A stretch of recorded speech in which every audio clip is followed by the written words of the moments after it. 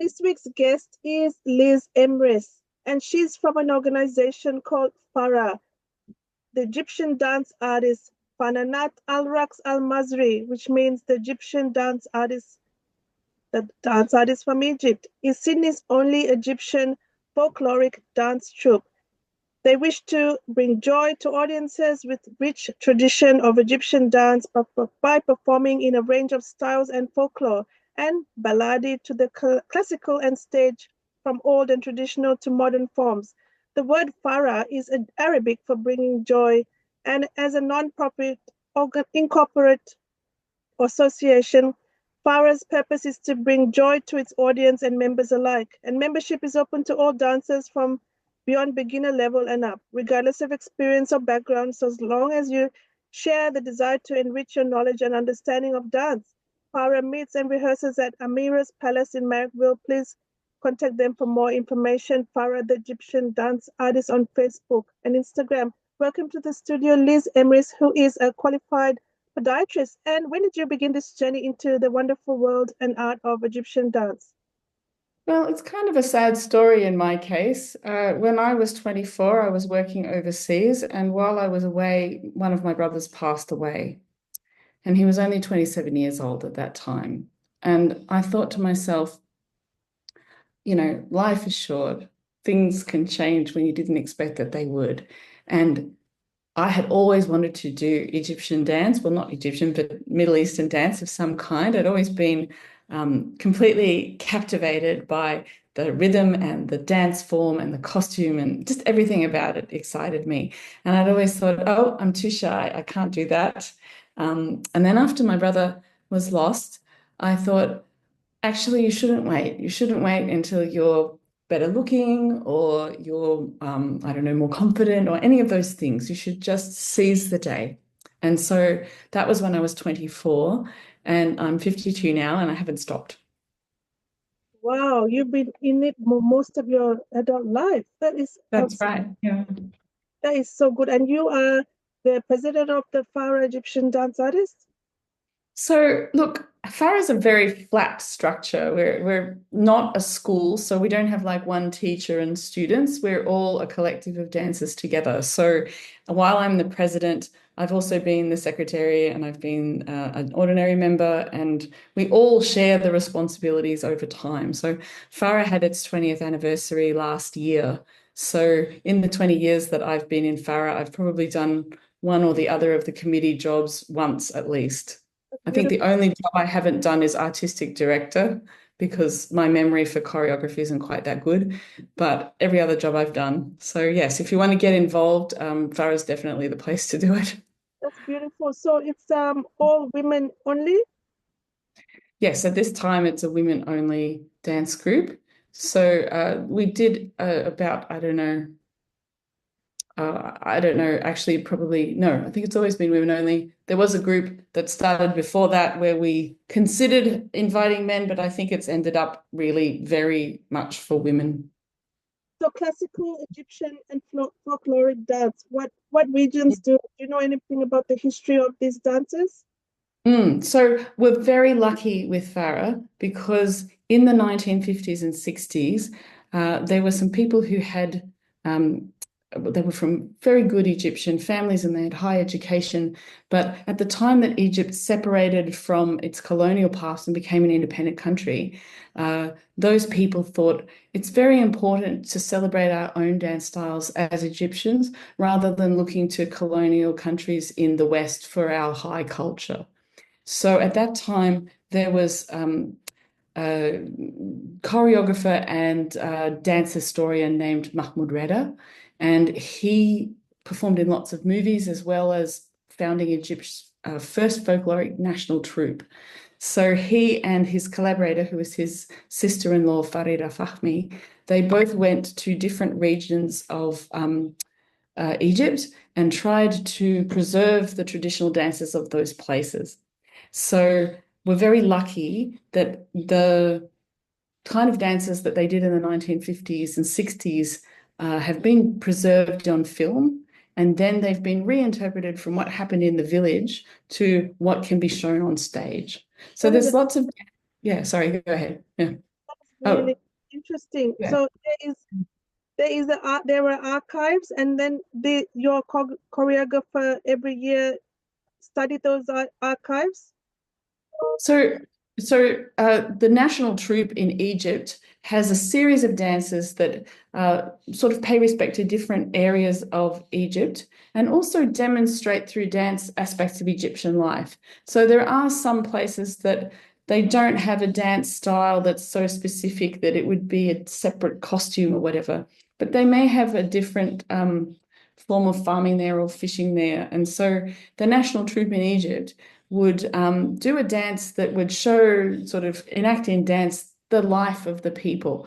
So we do those dances. So we not only do the ones that are from the national troupe, so we're recreating some of them.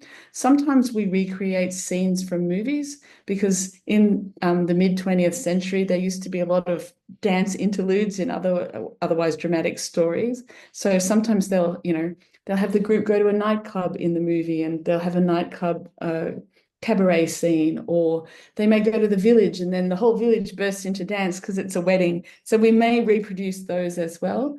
And then many of our members have traveled to Egypt. And before his death, Mahmoud Reda died at 90.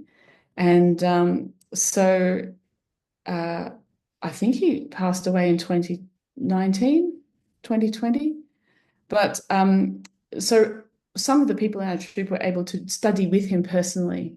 So we've learned from him, and then we sometimes choreograph dances in the same style, but ourselves. So basically, somebody every year would have that knowledge, that the steps and the choreography to teach to the others. That's right. But we also do have friends because Farah's been going for so long. Uh, for example, there's a lady in Indonesia who studies very deeply Egyptian dance styles, and sometimes she choreographs for us. Her name is Christine Yavin. And then sometimes we have Caroline, who is a professional traditional dancer in Cairo, but she's originally from Australia. She'll come down to Australia and tell us what's, the biggest new innovations in style in Cairo. So we get firsthand knowledge from her. Constant training, constant mentors, constant choreographers. So this is not a dying dance, is it? Not at all. And in fact, we were very lucky. We spoke to Farida Fahmy, who, as I said, was part of the first national dance troupe in Egypt. She came to Australia in 2012, and our troupe was part of a show where we did a homage to her career. And at that time, we said to her, how do you feel about people with no ethnic connection to Egypt actually dancing these dances? And she said that in Egypt, there are some people now who are against public dance, and the political situations become difficult in some areas. And she said, this is why we need people across the world to keep the form alive and to give it the love that it deserves. That is beautiful. And now, how difficult is it to become part of the national Egyptian dance troupe? Is that very elite and a lot of process goes into audition for that? So in Egypt, that troupe, yes, that is a very high honor, and you need to be technically very adept to go into it. We're very lucky with Farah, our group in Australia, because we have a lot of people who teach Egyptian and Middle Eastern dance as part of their job, but they belong to our troupe as, because they enjoy the style. So we have a really high standard. So the founder of Farah, who was Päivi Millikainen, she studied in Egypt herself, and she set the standard really high for us. So it was wonderful to have that on the ground knowledge of Egypt, but able to have it in Australia. And audiences in Sydney, they can come and watch once a year, or how often do you perform? Do you go to festivals around Sydney? So over the years, we've done lots of different festivals. So festivals come and go depending on, time and opportunity. There used to be an Egypt Cultural Festival in Darling Harbour every year. I think COVID's messed up a few things like that. So we used to perform there. But also there are a lot of, dance conventions and dance events in Sydney. So there's a belly dance expo once a year. where all the different dance groups in Sydney come and perform for one another. But we also will do guest appearances in each other's dance schools. We have in the past performed for the ambassador from Egypt to Australia. That was a scary moment because it was a very Radio, formal event. Yes. community radio has many events throughout the year. So once you connect with the Busy Moms radio show, there's lots of events that community radio hold as well, lots of cultural events. That's right. So I think the main thing if people want to join, though, is to remember that you don't have to perform to be a part of FARA. You can come and just learn the style, and there's no real pressure to get up on stage. Most people need to have done some sort of technique classes in Middle Eastern dance before they come to us. But that doesn't mean that the technique classes are over once you join. It's just that the very, very beginning, like, how to do the Egyptian walk, for example, which is a kind of dance movement, or how to play finger cymbals, that kind of thing. You might need a little introduction to that before you start with us. But once you've done the beginners class, then you can just join, and we'll help you understand how that style is different from other forms of Middle Eastern dance. And Yeah. you're looking for new members, obviously. And how many Always. members are Yeah. there? How many members this year? So we have a floating collection of people. I would say that there'd be at least 30 members at all the time, but people come and go. Like when you've been a troupe for 20 years, people have babies and, have life commitments, and so they'll go away and come back. We've had a couple of people even finish PhDs where we didn't see them for a while and then they wandered back later. So yeah, it's not a big group. It's not like hundreds of people, but it's got staying power. That's true. And also, you would be wanting to learn about the etiquettes of Egyptian culture as well. Is that incorporated in the dance? There's certain things and do's and don'ts with the culture and the respect for the dance and the culture. I think it's critical. You can't really understand the performance unless you understand those matters of etiquette, and also how they're different in different parts of Egypt. So I think one of the main things that's really obvious, even when we haven't even said anything when we start dancing, is the type of costumes that we have. So we do have the sparkly, revealing costumes that they have in cabaret shows in Cairo. But once we're off the stage, we'll put a galabeya on, so we're not in your face with lots of, exposed flesh, should we say. But most of our costumes actually will have a headpiece and a full-length dress of some sort, because that's what people wear in little villages in Egypt when they dance. So we're not trying to show off a foreign style. We're trying to show what area of Egypt we're trying to portray that feeling. So, for example, we have one dance which is from Nubia. So that's the very far south of Egypt, up in the mountains. And that's a very long, flowing dress, and it's got a headpiece that covers the hair, and it goes all the way down to your knees. And we actually use that as a veil for dancing. So it's different from what people imagine when they think of belly dancing. For Australian audiences who don't know about Egypt particularly, the way I would put it is, this is the bedrock of dance. This is where people dance at weddings. That's the movements they do. The stuff you see in movies in the West is usually a cabaret style that's only done in nightclubs. So we're more in the village than the nightclub, is the way I would put it. So in But terms of yeah. nationalities like the Lebanese dancers and Mm. other Turkish, how along in the timeline is the Egyptian? Is that the first, second, third before other cultures, Well, or I don't think I would talk about it that way, because I think Lebanon and Turkey have very developed styles of their own. They're just recognizably different from Egypt. And I actually met a lady once.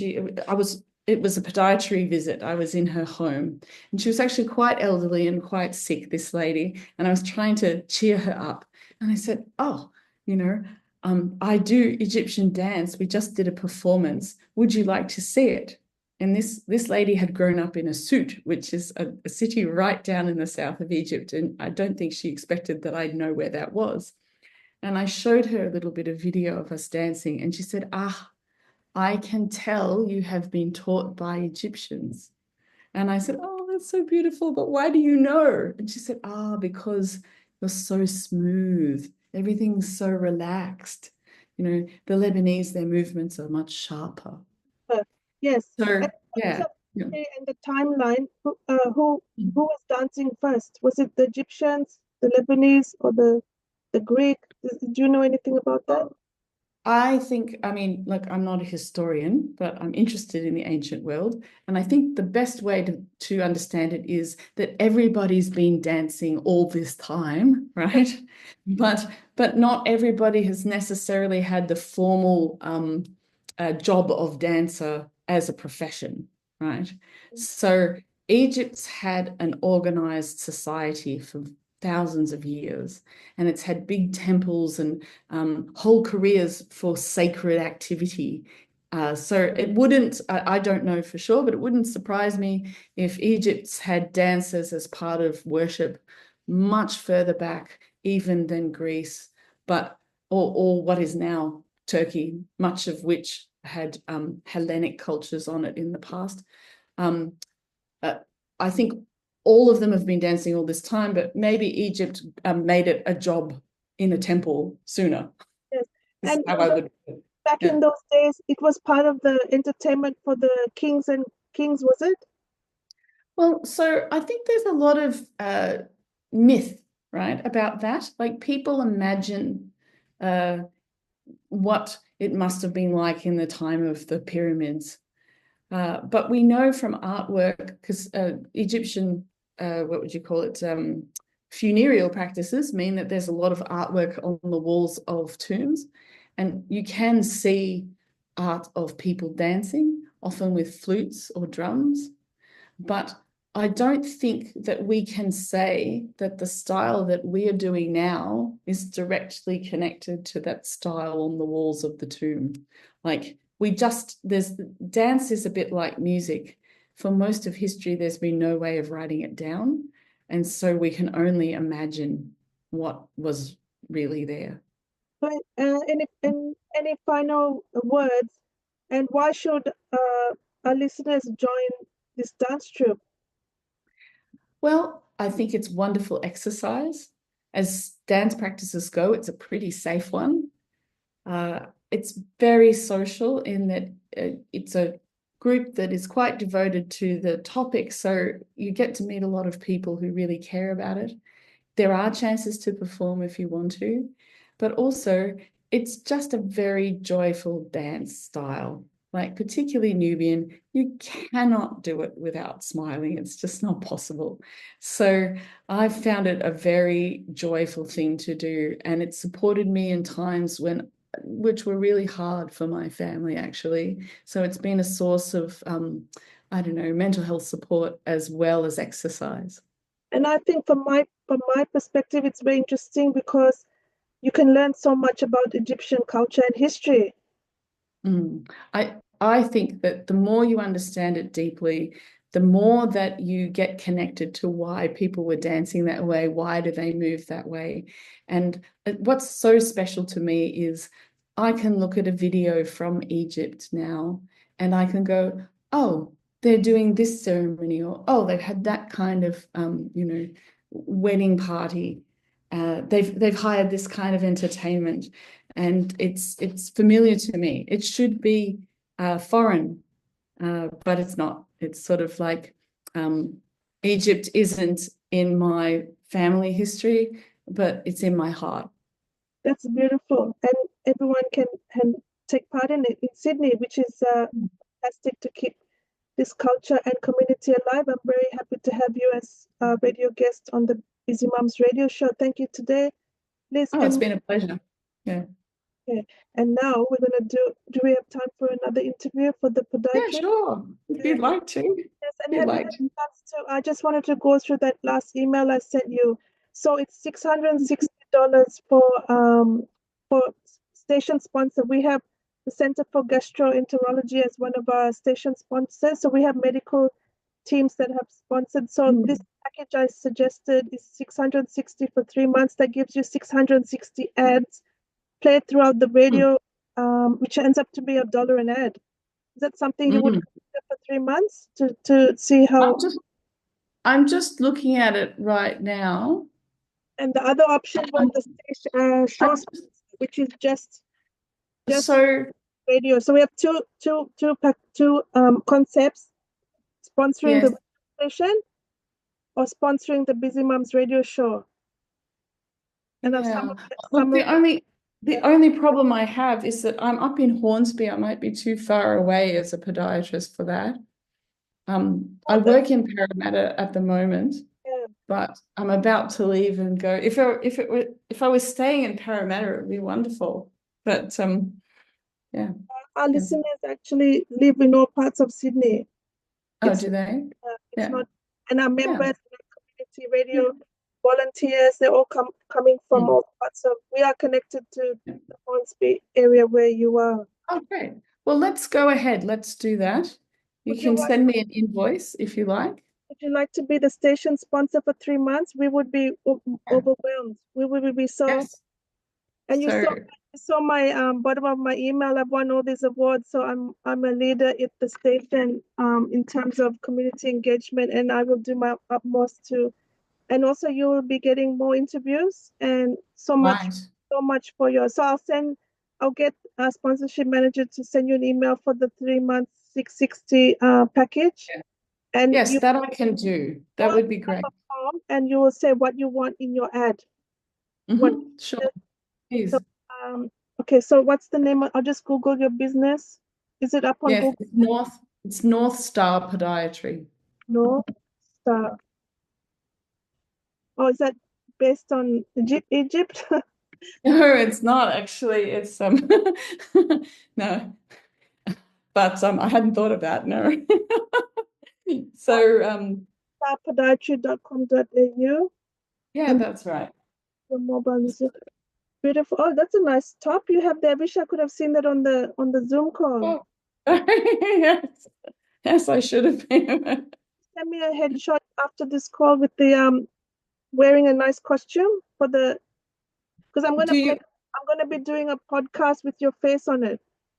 Oh, okay. I'd Do like you want to would you like me to send a photo of me in costume? yeah. Yeah. Yeah, that is I'll good. And then I'll and then another hand, one for the podiatry as well. Oh, I've got a headshot of me looking like a podiatrist too. That's fine. That's the Busy Moms Radio Show have some really unique, interesting experts in their field. You're the only one I've ever met. Ever had on this. Who is the Egyptian dancing podiatrist? Yes.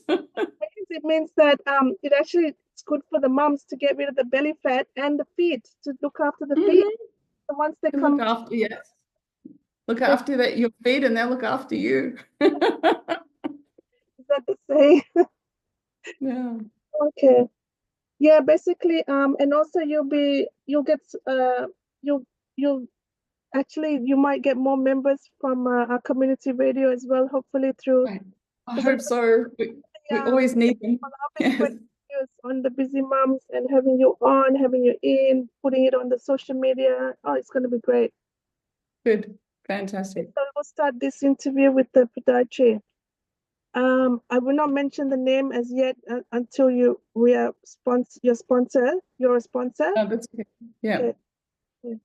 Welcome to the studio. I have Liz Emery from the podiatry in Hornsby. She is a busy podiatrist and she's come on previously as an expert in Egyptian dance. Welcome to the studio, a podiatry expert and former guest as an Egyptian dance troupe. Welcome, Liz. Hi, Roshi. Nice to see you. Great. Now, so how long have you been a podiatrist? That is the burning question. All right, so my journey into podiatry is an unusual one. So when I was younger, I did a degree in communications, and almost straight after I finished, I got an opportunity to work with refugees in a refugee camp in Thailand with people who'd fled from Burma or Myanmar. So I lived there for 3 years. And at the end of that, I didn't really want to be a journalist anymore. I was much more interested in health. So I did a master's degree in public health, and I spent years working on preventing HIV and AIDS in Indonesia and Thailand and sort of Asia Pacific. But then my husband pointed out to me that having children in a country like Laos or the mountains of Thailand was probably a bit dangerous for little babies, and that he'd prefer to go back and raise them in Australia. And he made good points. So once my children went to primary school, I thought, I'm going to retrain in podiatry. So at the ripe old age of 45, I finished podiatry and I started to practice. So that was nearly 7 years ago now. Oh, that's so good. That's inspiring for the older women in our community that you can still study. Oh, for sure. Absolutely. People told me they couldn't believe that I was going to do that much work in my 40s, but it was really good. It was hard. I couldn't have done it without my mum and my husband to help, but I did get there. Awesome. And what do you love about it? Well, so look, podiatry is fascinating. Like I know some people think, oh, feet, yuck, but actually they're a really vital part of our body. And you don't realize how much you like your feet until they stop working and then you're in pain and you can't get around or do the activities that Oh, you want moms to will know once your feet are do. gone, you're done for the day and you can't even help your own family. Mm. And yet, here's the thing. A lot of people think that once you get to a certain age, foot pain's inevitable, and it usually isn't. So there's usually something you can do, but you may not know what it is. So that's why you need a podiatrist to help you out. And what are some of in the women and carers in the community, what are the unfortunate conditions that are long term and short term? Well, look, so one that people are going to see probably in younger people and their children is ingrown toenails that have become infected. So they can be very, very painful. And even if you go to a GP to get antibiotics, that won't get the piece of nail that's stuck in the side of your toe out. You actually need a podiatrist to help you remove that. And it's better to do it with a podiatrist because one, they know how, and two, we have sterilized equipment, so you won't make the infection worse. So that's the key thing for younger people. But once you get above a certain age, and usually that age is above 35, it's different for each person, you can start to get heel pain. And sometimes forefoot pain, but mostly pain in the heel. And especially if you're standing up all day or you're lifting kids who are getting a bit bigger and your heels are starting to hurt, that's when a podiatrist can really help you out because we have not only a way to diagnose why your heel's painful, but we can also give you advice about what shoes you can wear to reduce the pain. We can prescribe insoles that are prescription so that it's not just like a little flat cushion like you get in the chemist, but actually prescribed to hold your foot in the correct position. And also we can do other therapies as well, but we start there usually. And in most cases, we can get people pain-free so they're not feeling that pain in their heels anymore. And how many visits do you think they need? Well, it depends on the person, but for heel pain, it usually takes 2 or 3 visits at a minimum. It just depends why they've got that pain. There's several different diagnoses that would explain it, and we've just got to work out which one it is. With ingrown nails, we can usually get it so that people aren't in pain, like excruciating pain, in one visit, but it just depends on how ingrown is it, whether it's growing back. We can actually take a piece of nail out permanently if people are getting constant infections. So we can help you. It just depends on, what's up. It's But interesting. another thing Thought of- sorry, go ahead. I have thought about the ingrown toenails. So that one in three are coming in with ingrown toenails?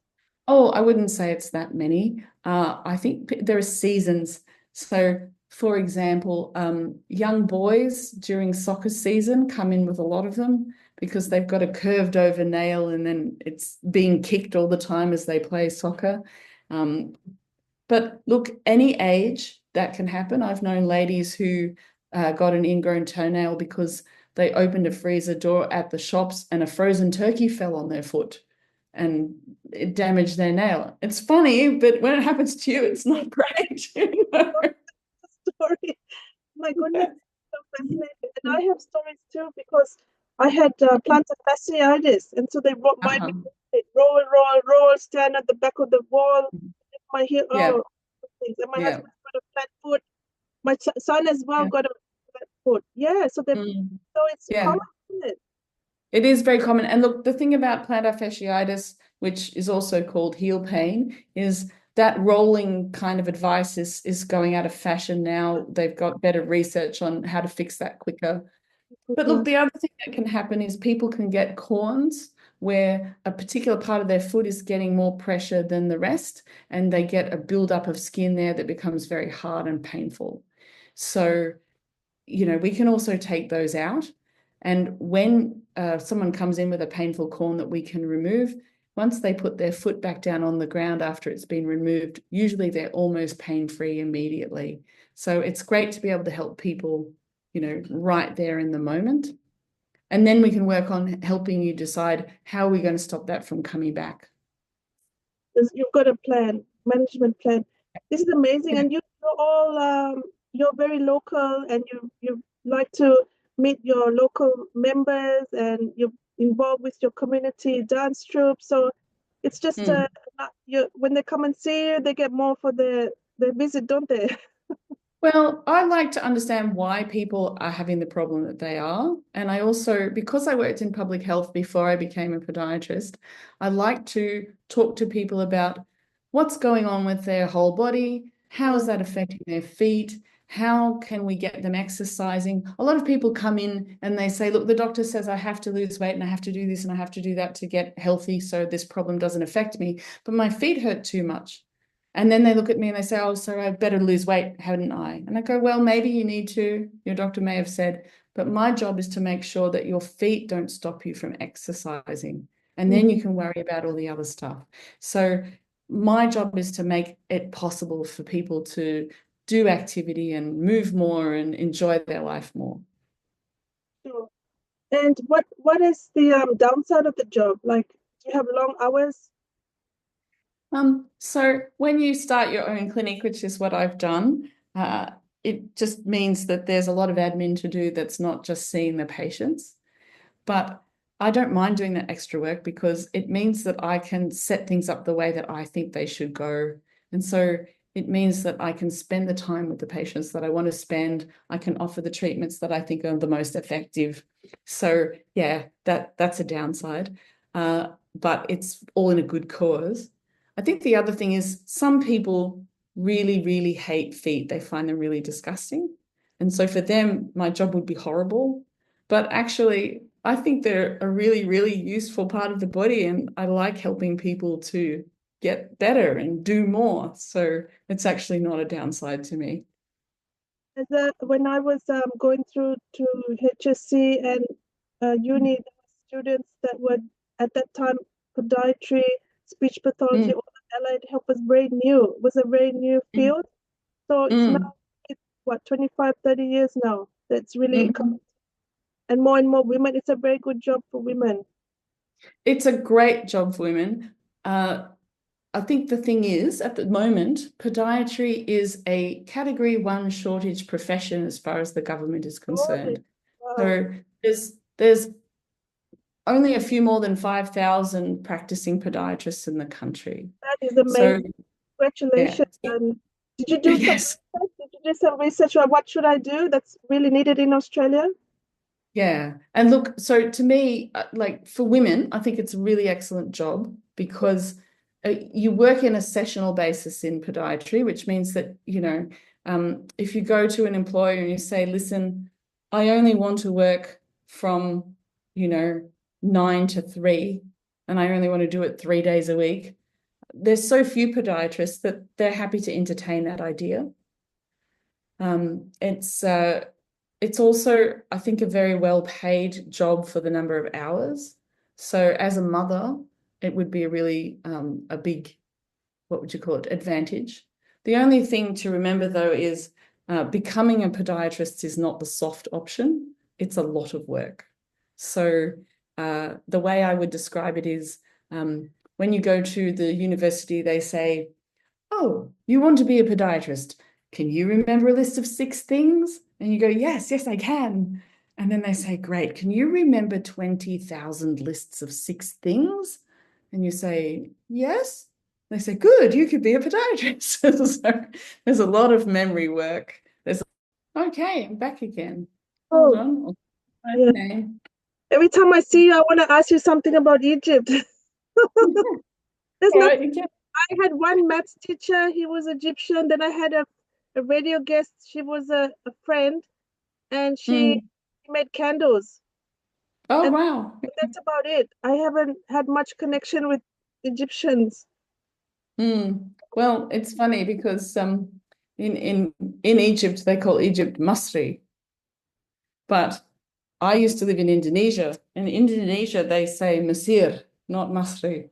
So my tongue is always confused.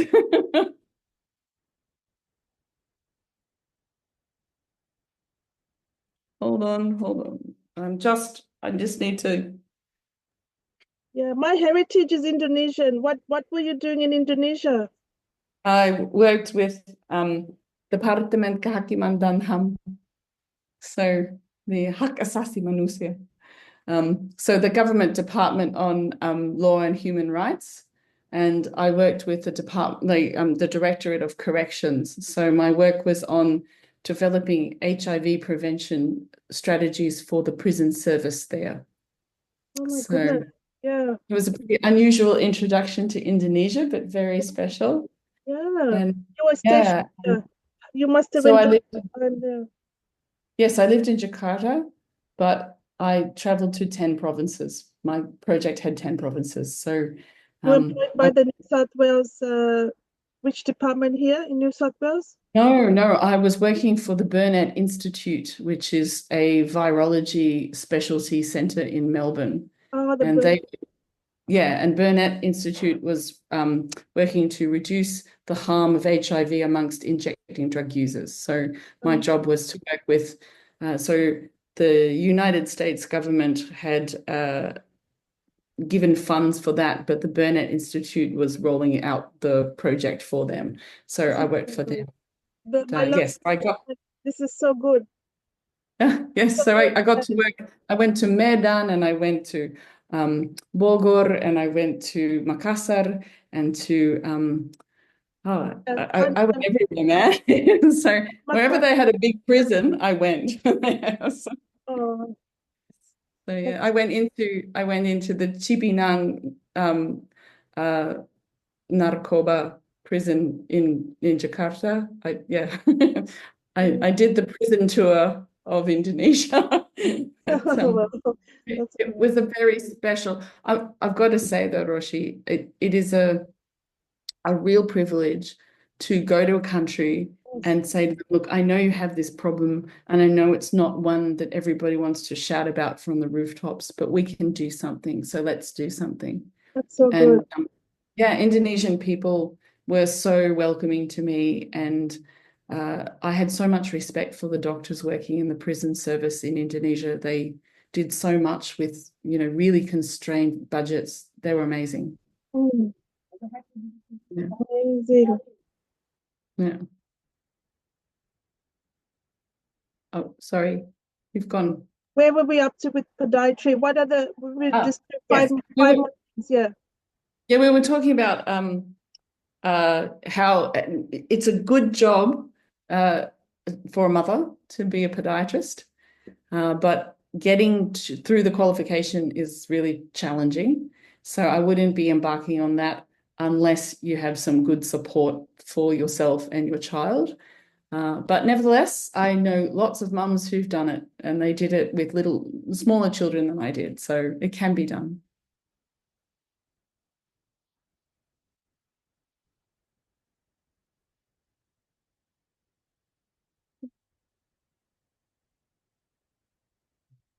Okay. So, Sorry, Roger, you yeah, just dropped out with sound. Did you mute uh, me or was, yeah, yeah. I'm muted. I'm Oh, muted. good. That's Yeah. okay. So, That's okay. what other messages would you like to say about podiatry and the community, and what can we do? We're like with school children, we sort of skimp on the school shoes. Is it important from the kindergarten to put them in the best shoes you can afford? Yes, look, I think that the trick for a lot of people is they think, oh, well, the child has a small foot and we're going to have to replace the shoes very often, so don't bother, kind of thing. Just get, just get a cheap shoe and move on. And some children can get away with that. But the big concern is if you're buying a shoe that's much too big for the child because you want them to grow into it later, that will cause pain. Of course, if you wear a shoe that's too small or it's being used by another person and stretched into the wrong shape for your foot, that can harm the child even more. So the best shoe is one where the if you hold the shoe, you can't twist it like that too much. You can't fold it in half. And with the heel of the shoe, when you try and press it down, it doesn't just go flat like a sock. Oh, yeah. So there's lots of really good brands out there for kids that are not too expensive.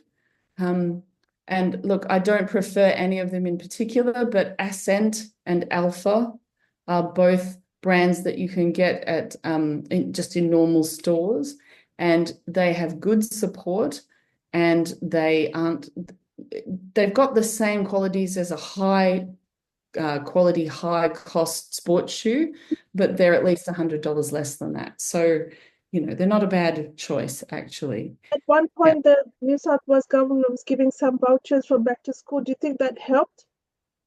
I think that it was good while it lasted, but I think it was, I don't think it lasted long enough to have the impact that we would like.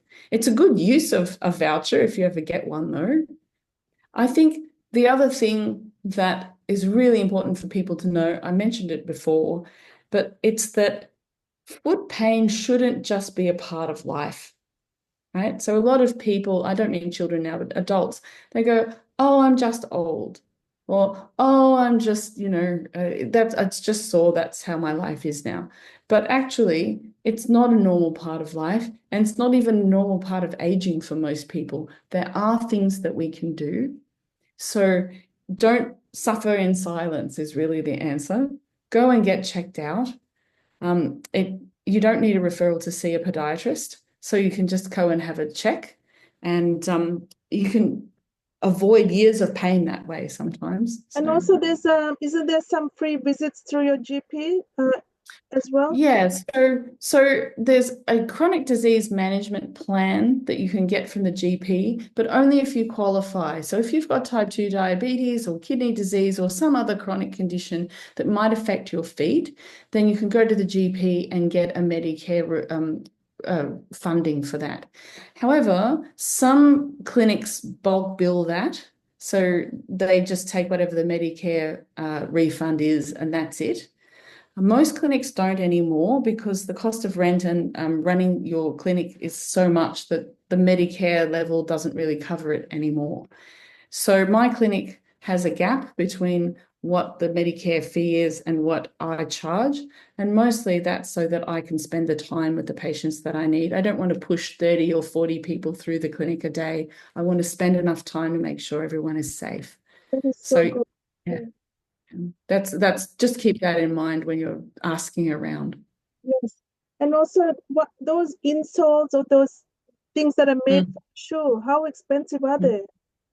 Right. So custom orthotics are a bit like eyeglasses. So you can buy a pair of glasses in the chemist for $2, but they're not really going to do what your eyes need. They'll just do magnification or something.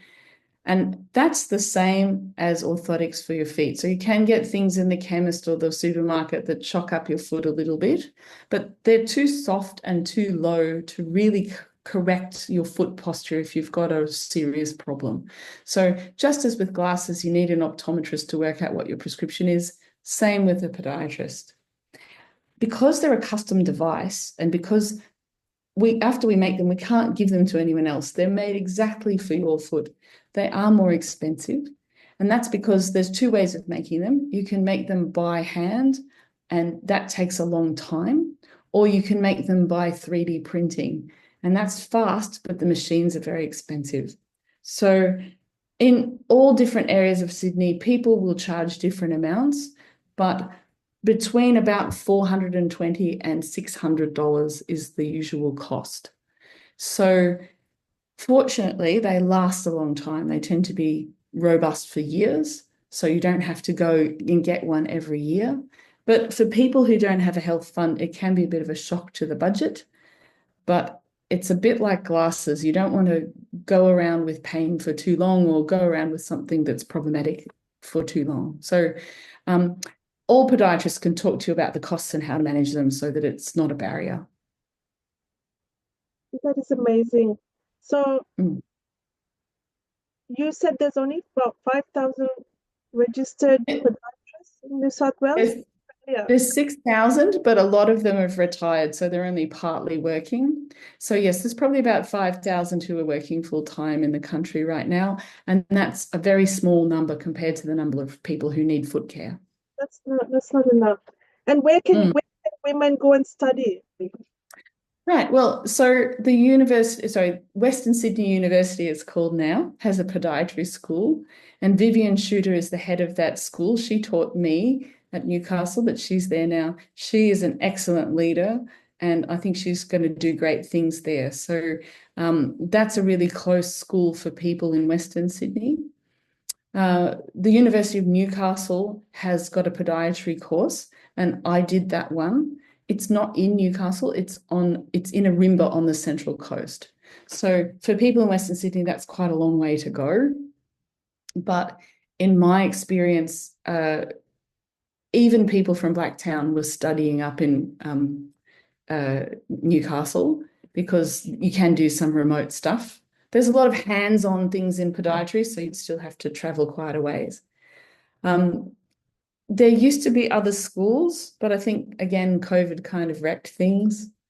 There's been a real shortage of people graduating, but part of that is not COVID. Part of it is that the scope of practice for podiatry is getting bigger. So we used to just be allowed to do corns and calluses, and then we were allowed to do biomechanical assessments, and then we got to be allowed to do nail surgery.